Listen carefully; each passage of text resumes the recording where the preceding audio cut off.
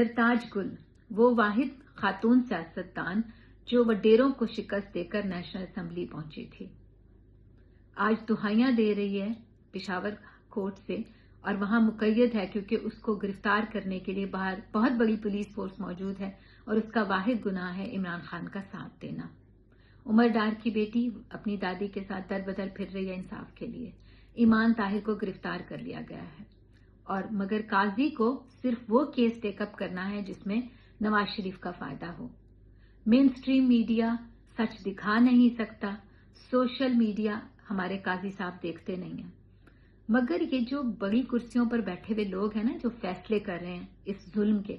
वो अगर ये समझते हैं ना कि वो जीत रहे हैं, तो आप ये सरताज गुल को देखें, उमर डार की बेटी को देखें, तो आपको पता चलेगा पाकिस्तान बदल गया है, पाकिस्तान जीत रहा है और आप हार रहे हैं। इस बार शिकस्त आपको होगी।